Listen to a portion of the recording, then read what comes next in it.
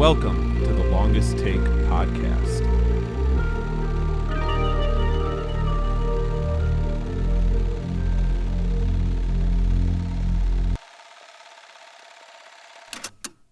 Thank you for tuning in to the Longest Take podcast. In today's episode, we are joined by Shannon Helene Barnes. She is a Brooklyn-based artist who specializes in film acting and theater performance. You might have seen her in the most recent full moon feature Quadrant, directed by Charles Band, or you may have caught her in a recent Netflix movie, The Life List, with Sophia Carson. Please welcome Shannon Barnes to today's podcast. So to kick this off, what are your top 5 favorite movies? So my favorite movie of all time is Moulin Rouge. I love the drama, the romance, grandeur of it. Just the first time I saw it, I totally fell in love. I think Baz Luhrmann's style is so much fun for me, and I'm also a huge fan of Nicole Kidman and Ewan McGregor, and I have a musical theater background as well, so kind of just checks all the boxes for me. That's the comfort movie that I go to whenever I feel sick or sad or just need to pick me up, need to watch something that feels like a hug. Also up there on my list is Heathers. I think that movie is a great reflection of my sense of humor. I really love satire. I think it's hard to do well, but when it is done well, it's incredibly effective. And I think, Heathers is a great example of that. So that's up there too. Another one that I think I watched when I was relatively young, high school, and has had a big impact on me is a French film called City of Lost Children. It's strange. It's about a man who cannot dream. So he basically kidnaps children and has invented a number of things, clones being one of them, but he's invented a machine where he can basically put a helmet on a child and experience their dreams with them. They, of course, often then turn into nightmares, but it's just very dark, moody, and so strange that it's almost funny. There's the opening sequence is a child's dream nightmare of a ton of Santa Clauses coming into his bedroom and scaring him at night, and I think that scene is something that lives in my head rent-free all the time. And then I will also, another nostalgic one for me that I love is The Princess Bride. Classic, right, on so many people's lists. For me, my parents also love that movie, so I was really young the first many times I saw it, and then I went years without watching it, and then a couple of years ago rewatched it with my best friend because she had never seen it, and realized that I had no idea it was a comedy. Watching it growing up, I took the fairy tale very seriously. To me, it was just a love story, a fairy tale romance. And so rewatching it and getting that perspective and kind of having both versions of it in my brain now, of it being what I thought it was when I was little versus seeing it for the brilliant, campy masterpiece that it actually is now, is something that I find to be really special and really love. And then for number 5, I'll say Sunset Boulevard is also up there for me. I think I'm based in New York, so I haven't spent a ton of time in LA, but something that I love in stories is that kind of old Hollywood that can be very haunting and spooky. And I think when I watch Sunset Boulevard, it very much is that for me. I also love Valley of the Dolls is one of my favorite books. I think that just classic story of a Hollywood starlet's falling from grace in the most grotesque, insane ways, I really love. That was 5? I think that was 5. Okay. Yes. I lost count. I was just listening to what you were saying. So first thing really quick. So City of Lost Children, is that the director who did Delicatessen? I It's cannot pronounce that. My Marco apologies. Caro and Jean-Pierre Jeunet were the Jean-Pierre directors for Jeunet. that. I haven't Okay. fully, like, full transparency, haven't seen much of their other works, but yeah. Yeah, that's awesome. Um, and with Sunset Boulevard, that's actually a Mhm. classic that I have not seen yet. Oh And my that's gosh. like back then when I used to take IMDb a little bit more seriously with their rating Mhm. system, Sunset Boulevard was always in the top 250. Yeah. So I always had it on the watch list. Never got there. But you mentioned a book, Valley of the Valley Doll. of the Dolls by Jacqueline Suzanne.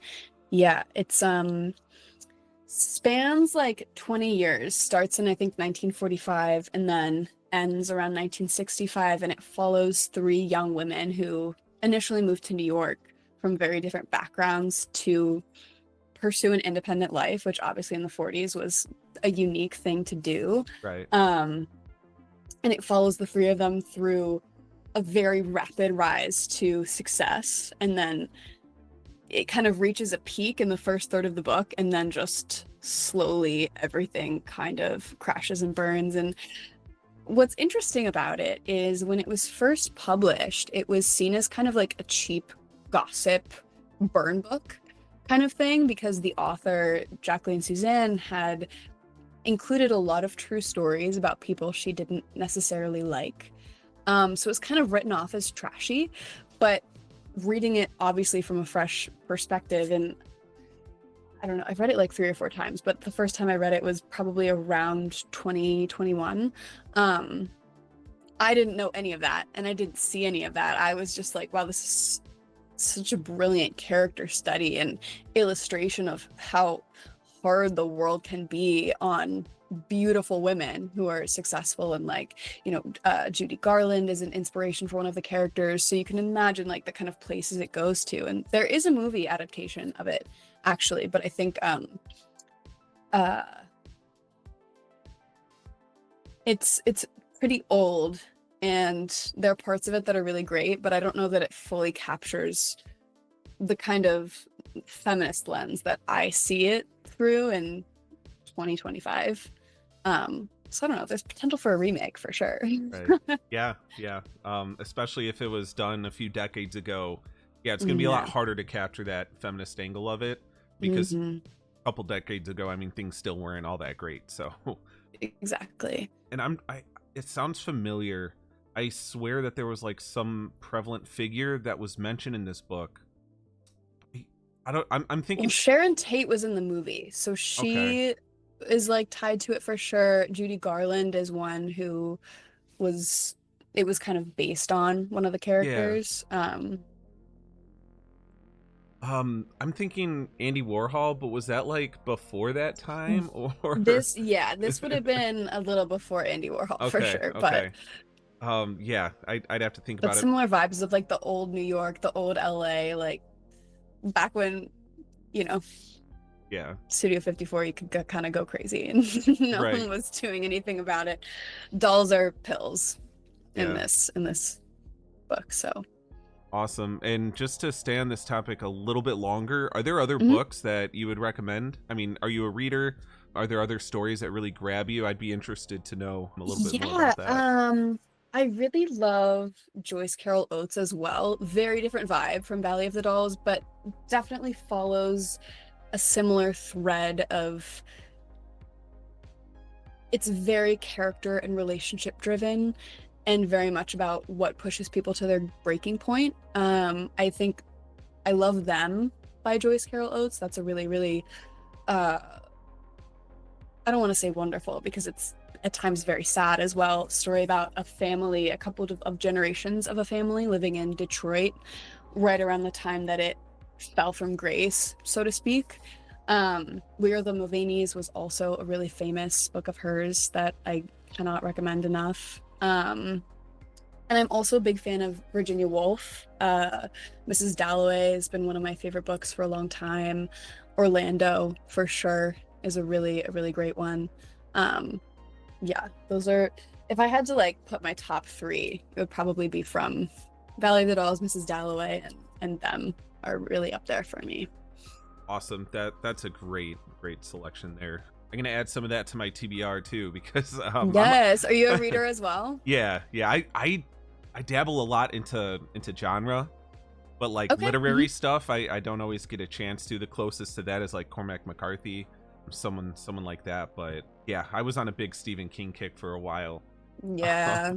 Read like 20 or so of his books, but Mm-hmm. yeah, There's no shortage for sure. yeah, but Virginia Woolf in particular, I've always been meaning to try to read. Mm. Because she's She's a fascinating. poet. Yeah, Like, yeah. 100%. It's one where you're hanging on to every word for sure. Yeah, is she the one that had the stones in her pockets and walked into the water?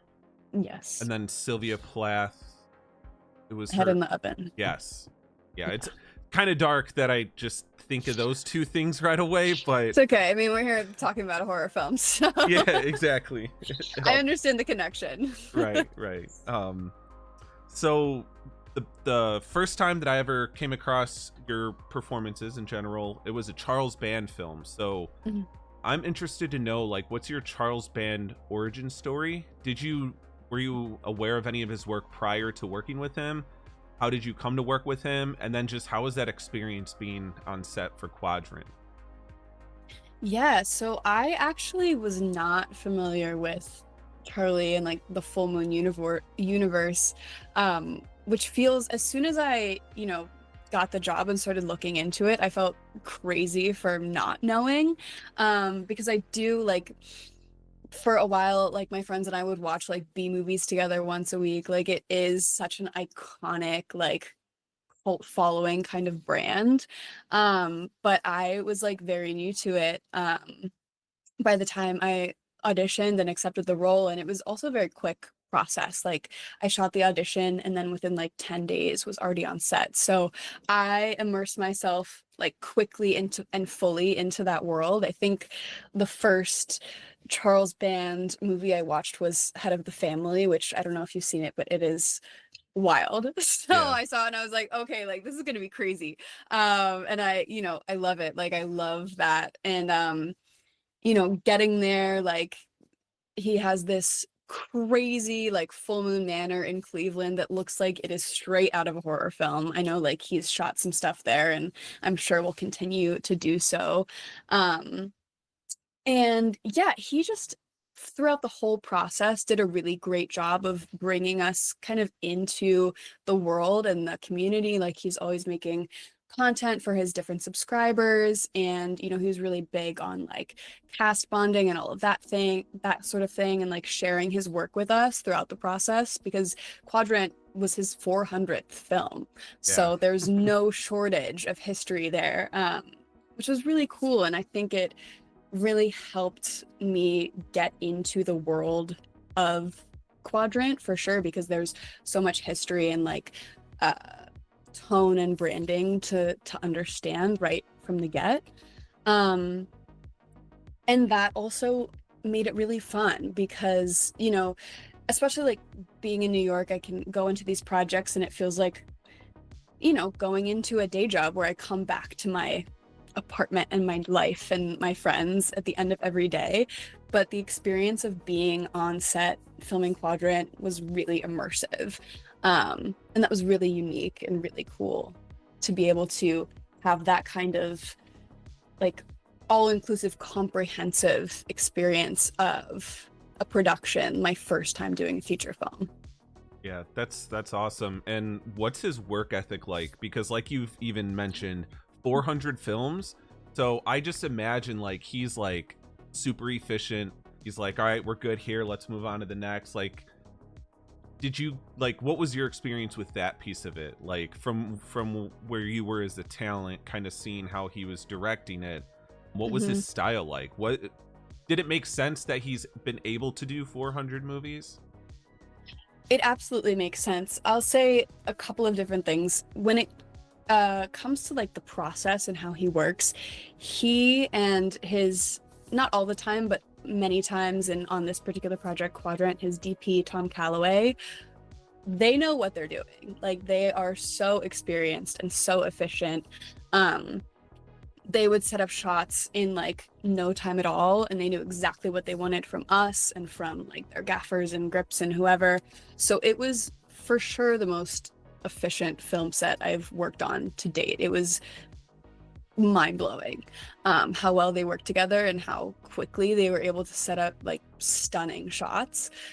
That was really cool. And then I'll say for like just the sheer amount of work and how long he's been at this, and something that I really learned from working with him and really take away from working with him is like, he, yes, is very dedicated and is a very hardworking person, but he just is following his joy.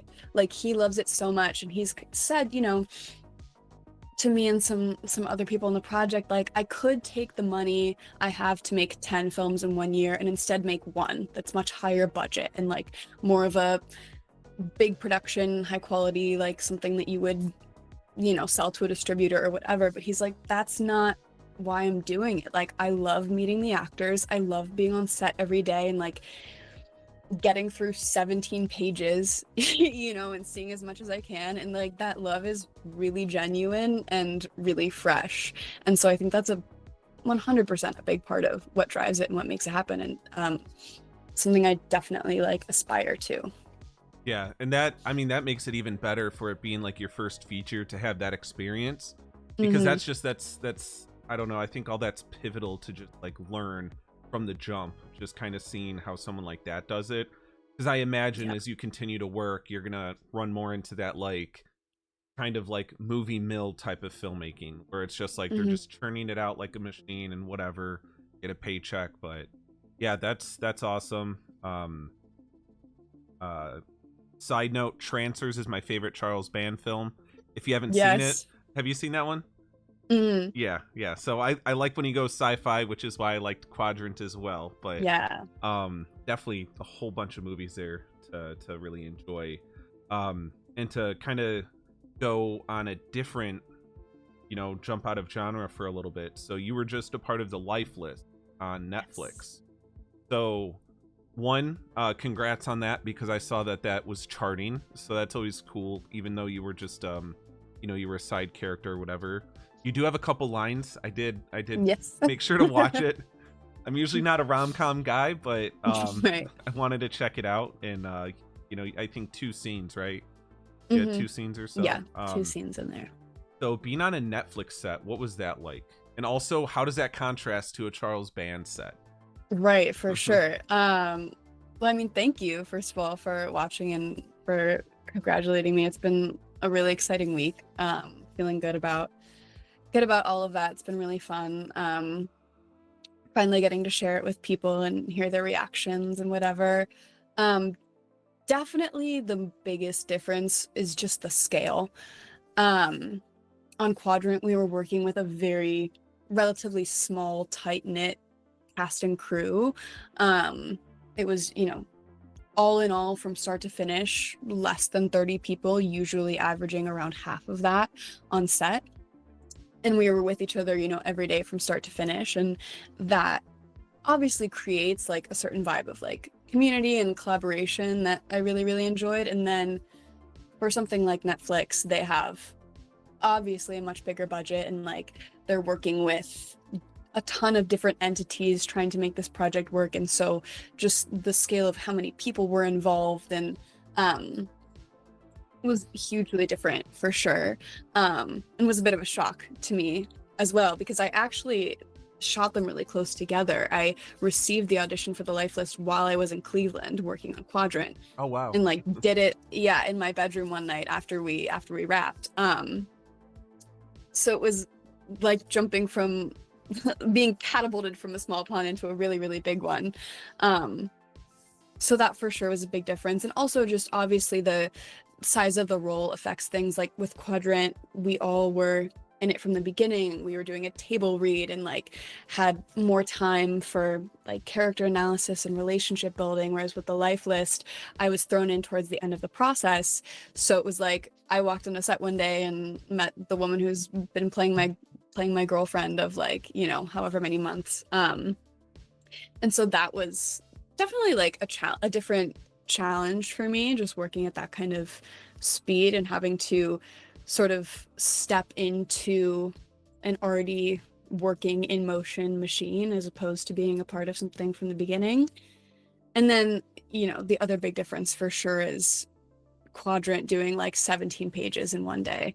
We shot that whole movie in 7 days, and for a feature film, usually like a month is considered a really short process. So going from having, doing or getting to do 17 pages in a day down to like 3 to 5 maybe was a huge difference as well. Yeah, that's awesome. And 7 days, yeah, that is very, very efficient. That's the best term I could use to describe full Yeah. moon. But with so your role, you were the girlfriend of another character. So did you two just meet on set like the day you were filming together? Was there any preliminary things between you two to kind of get into character, or? There was not. I will say we shot like the final scene, which is a little bit less involved for both of us first. So we did kind of get a chance to meet on a lower stakes day and just like, there's a lot of downtime on set. So hang out, like get to know each other, figure out like a physical chemistry, that kind of thing. But then we went like a month and then we were back in again. So everyone kind of has a different way of approaching that. Some actors like prefer to spend a lot of time with the other person, get to know them so that chemistry can be there. I'm very much and in the moment. With most of the acting I do, the other person that I'm in a scene with is always more important, and as long as I can like absorb what they're doing and change and read them, I feel confident about that connection, because the scene and just reading them and responding to them are gonna support me enough to make it hopefully real and truthful. Right. So there's like an element of selflessness to that, because you're essentially you're putting them ahead of yourself, right? And you're just kind of trying to, you feel like it might be better for you to adapt to them instead of just seeing if they'll adapt to you. Is that kind of what you mean? Yeah. There? Yeah, it's definitely, I think, yes, it's a kind of process that gets me out of my own head and helps me not like be so obsessed with my performance. Right. So in that way it is selfless. But I also think it, through trial and error, makes me the better actor. So in that way it's a little bit selfish, because I know that I'm giving my best performance when I'm focusing on the other person. But yeah. Yeah. Yeah, I get you. So yeah, I mean, the difference there. So you and your scene partner in Lifeless, there was about, you said, a month span between when you filmed together. And then and she was actually in LA, so we were not even in the city. Oh wow. In the same city either, in between those 2 days. Yeah. Okay. And then with Quadrant, I guess you kind of have a love interest, right? I would consider it a something little more like that. Yeah, a little more messed up, but yes, there was a little twisted, but yeah, there's a chemistry there. So, but that, I imagine, would have been easier, because like you said, those 7 days, it's just you guys, right? It was. Yeah. And we, Christian, the actor who plays Robert, are still like so close to this day. Anytime we're in each other's cities, we'll hang out. We like text all the time, and that definitely was also just a result of us being in that kind of incubator in such intense environment for that week. And it did make it really easy to connect when we were, on the job and shooting. Yeah, that's amazing. Hopefully you two can return to the Full Moon universe at some point. Get into another project. Or just anything genre related, right? Because that's always the most fun. Yeah. So when it comes to genre, like, so now you've had experience. I haven't seen Eonian, but that looks horror to me. Is that horror?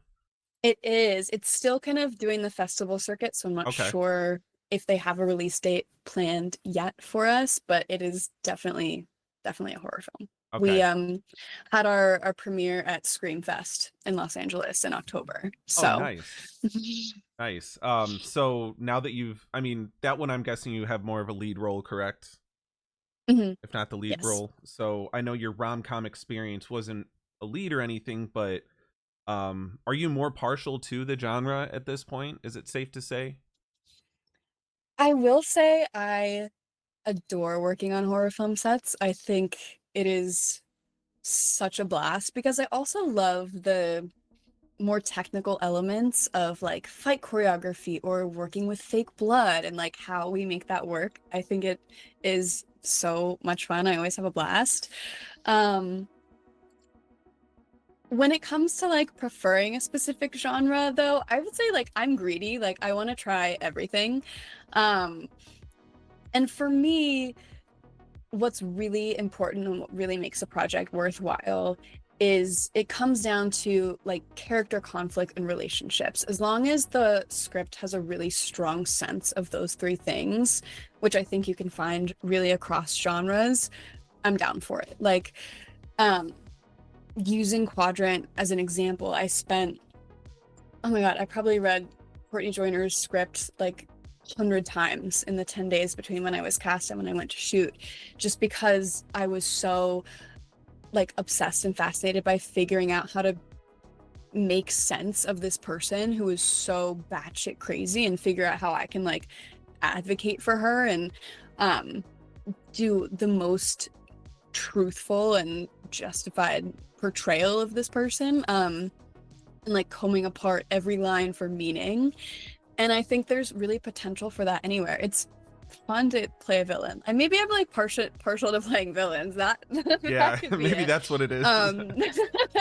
But it's not necessarily a genre preference as an actor. Okay, so it's just you kind of want to get a feel for everything. You want to go out there, you want to try it all. Yeah, I want to try it all. Yeah, and it sounds like you have a really good grasp on what story, like what it takes for a story, right? You said character, relationships, and you read. So I want to know, are you a writer as well? Do you plan on potentially trying to write your own stuff, get your own stuff out there? Where are you at with that kind of thing? Maybe potentially. It's not something that I am actively doing. I definitely have some seeds of ideas, and I've collaborated on a number of, I got my start in theater, which obviously New York has a great underground and above ground theater scene. And so I got my start doing a lot of collaborative projects that I wrote on, like some examples of that. I did my Off-Broadway debut was in the New York City Fringe Festival with a production called Update, which was a story that I worked on from scratch with a group of people about physicalizing virtual relationships. And then another example, production at Mabou Mines called Where Are You?, which was just an ensemble piece exploring kind of death and grief. So in that sense, I do have a bit of writing experience, and I have stories that I want to tell. So I'm not ruling that out. We'll see. we'll see. You'll get there eventually, right? Yes. So that's awesome. And then I think that's a good segue into, where do you see yourself in 5 years, personally, professionally? 5 years from now, 2030, which is insane to think about. Oh my by the God. way. It's insane, like but terrifying but great question. I'm feeling optimistic though. I think with the Lifeless and a couple of other projects I've been working on, I'm starting to really carve a path for myself in New York. I do think my way into acting, especially with film and TV, is mostly with independent films. Those tend to be the stories I resonate with the most, and I think my acting style tends to really connect with those directors and casting directors, and I have a couple more, that are on their way, coming out hopefully in the next year or so. And so I think, I want to continue down that track, hopefully doing some more independent feature films, that kind of thing. Would love to get back into theater. Definitely see myself in the next 5 years, mostly like straight plays, Broadway, Off-Broadway, that kind of thing. Something I would love to get back into. And then honestly, yeah, I think by the time I hit the 5-year mark, thinking about what my goals have been with the kind of stories I want to tell, that's when I would love to be working enough in other people's projects and making me living that way that I can start to focus on writing and producing my own. Because that is ultimately down the line something that I really want to do. Personally, I don't want to say New York or nowhere, but I think I'll still be kicking around here. The dream is bi-coastal, but you know, New York is New York is incredible, and I love living and working here. And I think something that I've been working on and will continue to work on is building a community of friends and artists who are, you know, I think my best friend and I talk about this all the time. You brought up Andy Warhol earlier.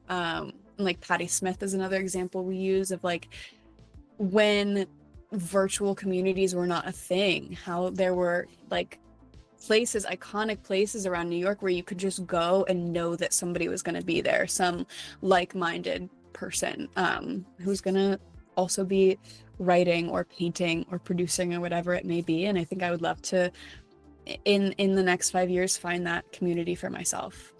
Yeah, one of the best pieces of advice that I heard, I think it was an interview, is that like when it comes to trying to get into this type of industry, you want to network sideways, network laterally.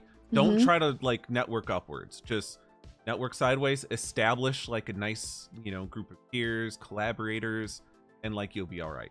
That's the key there. So that's really awesome. I think that's to hear. what's the most fulfilling and inspiring as well. Because you're seeing everybody. Sorry. Go ahead.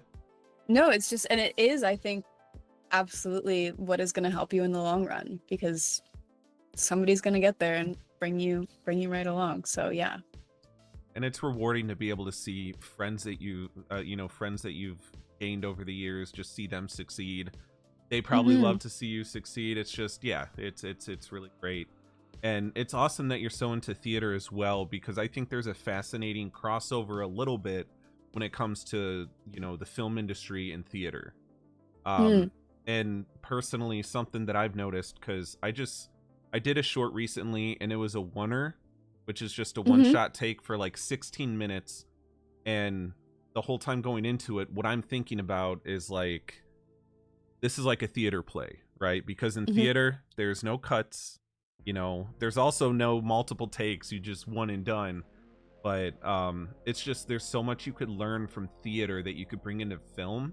I don't know how much you could bring film into theater, but I know that from theater to film, there's so much you could take away from that.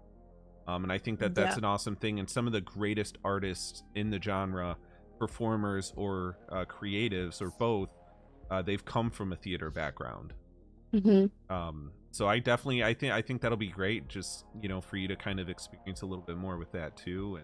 And yeah, I mean, it's absolutely my first love, and have definitely almost everything I know are things that I've learned from theater. And then of course there are things about film that are very different and very fresh that I've had to adapt and get used to, but the value of theater is absolutely not lost on me, and will always go back to it for sure. And in New York, what you don't have to be too specific, but what neighborhood of New York are you, like, I guess, a part of? Or when you do work, like, where are you working in there? So I am living in Bed-Stuy in Brooklyn. Have been generally in this area for like past almost 5 years now, so I really love it. As far as work goes, I mean, 95% of what I do is right here in my bedroom, because most of it is filming these auditions, and I have, like, you know, my green screen set up right behind the camera. So a lot of it is honestly just done right here.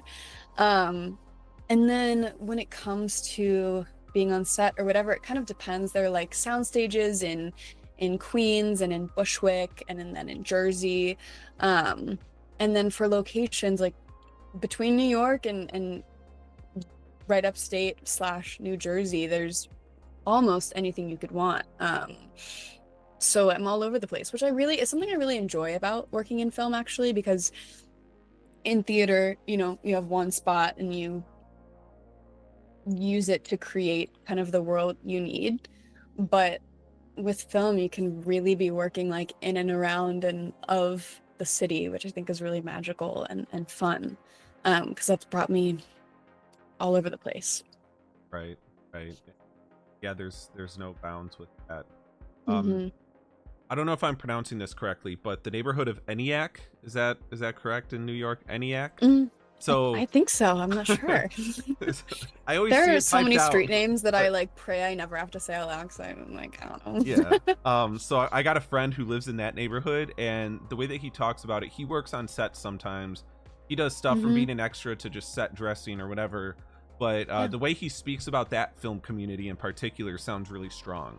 So as long as I've been looking into it, I mean, New York has always kind of seemed like another good like another good like citadel for cinema in a sense, because we have like a lot of, it sounds like there's a lot of really good projects that go on all the time, and the community there itself sounds like it's good and conducive to creatives. Yeah, absolutely. I think the film community is really strong, and it's small, tight knit, but really wonderful. And yeah, New York, we're kind of in like an interesting spot right now, because before the pandemic, New York was #1 nationwide for the number of film and television productions that were happening. And obviously, like, between COVID and strikes and all of that, like, things are kind of, we don't know how they're gonna go. Like, is it gonna go back to LA? Like, is Atlanta having a moment? Is New York gonna boom and open up again? Like, I think no one's kind of sure, but that has, the people who have been in this New York City film community and have stuck around are committed to making their own work and like finding other ways to connect and constantly be creating, and that's been really awesome to see. Yeah, that's amazing. Yeah, because you need that. You need some sort of community to keep you motivated. Otherwise, you're just gonna be like, I'm not even encouraged to do this Yeah, it's anymore. tough. It's a tough business. You need other people who are like Yeah. in it with you, who are gonna make you feel fulfilled. And yeah. Yeah, I'm out near Chicago, and there's a couple different film communities, some better than others, but that's something else that I've been starting to notice has been flourishing as opposed to, dwindling or becoming stagnant. Yeah. So it's interesting because, like you just mentioned, I mean, at one point it felt like all movies were just being made in one place. And that's even how it feels with LA sometimes too, because everybody who wants to make it, or at least in the past, they would go to LA and try to make it there, right? So this should be one of those industries that, like, no matter where you're at, you can do it. You could set something up, you could get it done. Yeah. And I think it is becoming more that way. Like, things are branching out a bit and diversifying in different cities. Like New Mexico is having a moment as well. So I'm really happy to see that's becoming more of a reality. I should have asked this in the beginning, but was there a moment when you were younger, or it was just an inspiring, inciting moment that you were like, you know what, I want to be in the movies, I want to act?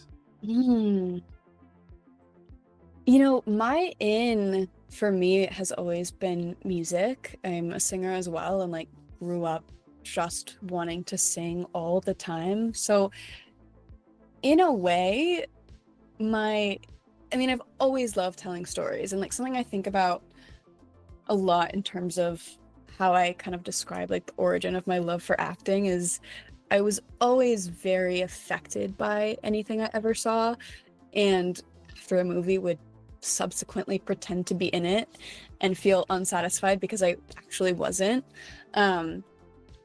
Like, one specific example I have is after watching Aladdin for the first time, going into like a sliding door closet in my house and pretending that I was Jasmine, like trapped in the hourglass that Jafar like put her in at the end.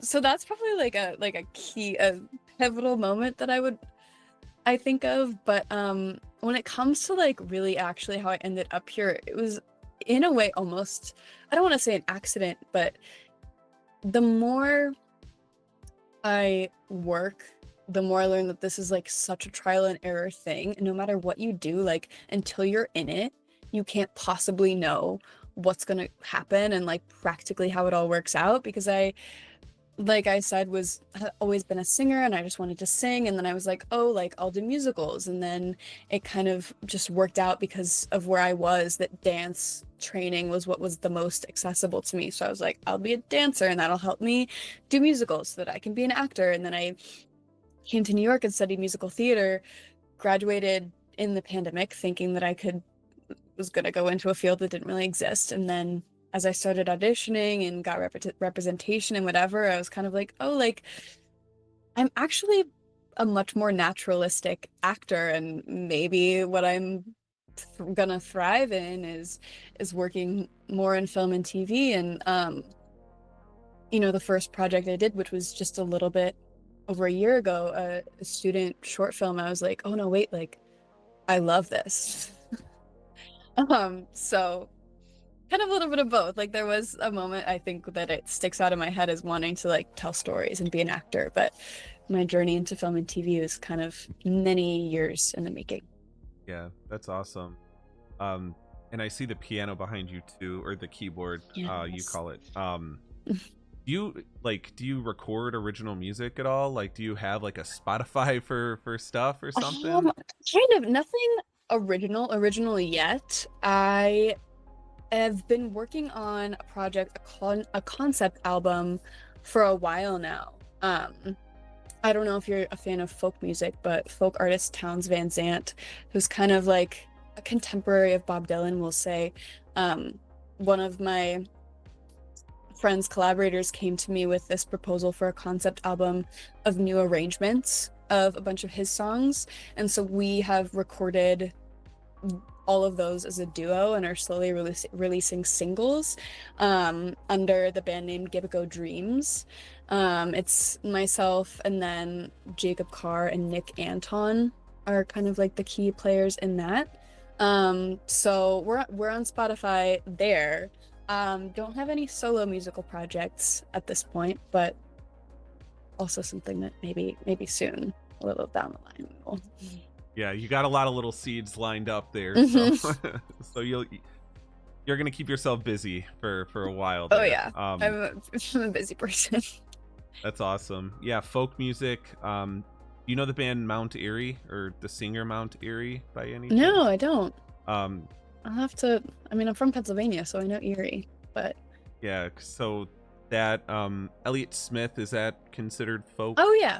Mm-hmm. Yeah. So I do appreciate folk music, but yeah, concept album. I think that would be pretty awesome. I'm definitely gonna look up some of those singles that you've released already. It's always cool, because it's like you've got multiple hats, right? And it's so creative, and it must be so rewarding to be able to be like, in this movie, make this song, record this song. Yeah, it's just it sounds like a very rewarding lifestyle right now. So yeah, that's always good. It's exhausting, but it's definitely rewarding as well. Yeah, I'm very lucky to have like all of the opportunities that I do at this point in time. So yeah, that's great. So capping things off, is there anything in particular that you want to plug, you want to talk about, upcoming or current projects? Oh my gosh.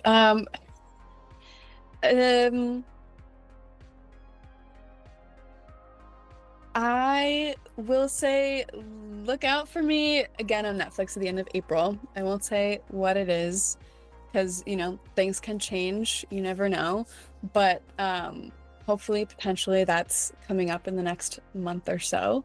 And yeah, I definitely I'm on Instagram, on IMDb. My Instagram is the Shannon Barnes. So when I do get, a lot of projects I'm waiting on release dates for and that kind of thing. So definitely check in with me there, because I'll be updating everyone, of course, when that happens as well.